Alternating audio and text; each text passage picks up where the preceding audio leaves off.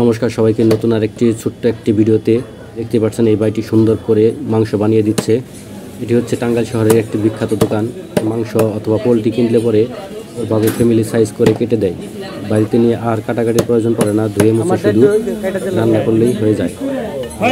এখানে স্বল্প মূল্যে বিক্রি করা হয়। আমি খোঁজ নিয়েছি, অন্যান্য এর তুলনায় অনেক স্বল্প মূল্যে এখানে বিক্রি করে, সামান্য লাভে এখানে বিক্রি করে। আর একটি টাঙ্গাইল শহরের একটি সো-মিল, এখানে কাঠ ভাঙানো হয় এবং পাশাপাশি এখানে দেখতে পাচ্ছেন আপনারা এখানে সুন্দর করে ডিজাইন করে রোজার পাল্লাগুলো নকশা করা হচ্ছে। আর এখানে লাকড়ি বিক্রি করা হয় 250 টাকা করে প্রতি মন। আর জিলাপির এক একটার এক এক দাম এখানে বিক্রি করা হয় 230 থেকে 260 টাকা পর্যন্ত এখানে জিলাপির দাম নেওয়া হয়। কত সুন্দর সুন্দর দোকানগুলো বসেছে দেখুন রোজা রমজানের আগের সময়।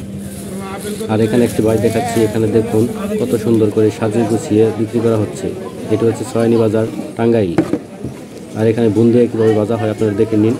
আপনারা তো বুন্দিয়া খাচ্ছেন কিন্তু জানেন না কীভাবে বুন্দিয়া বানানো হয়। এখন দেখুন কি সুন্দর একটি ড্র ছিদ্রি পাত্রের মধ্যে রেখে সেটা গরম তেলের উপর ছেড়ে দিলে সুন্দর সুন্দর বুন্দিয়া হয়ে যায় এবং সেটা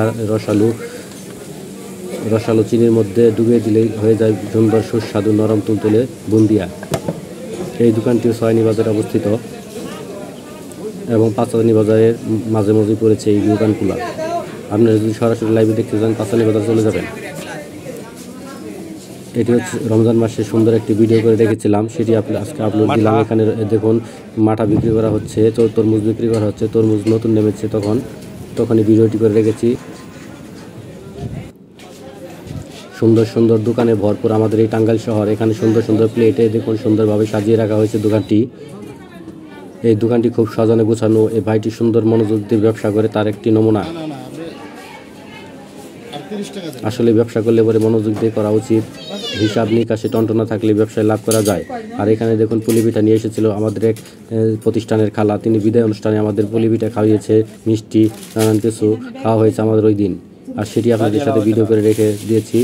আশা করি আপনাদের কাছে ভিডিওটি ভালো লেগেছে। নমস্কার, সবাই ভালো থাকবেন। ভিডিওটি ভালো লাগলে লাইক কমেন্ট শেয়ার করবেন। নমস্কার।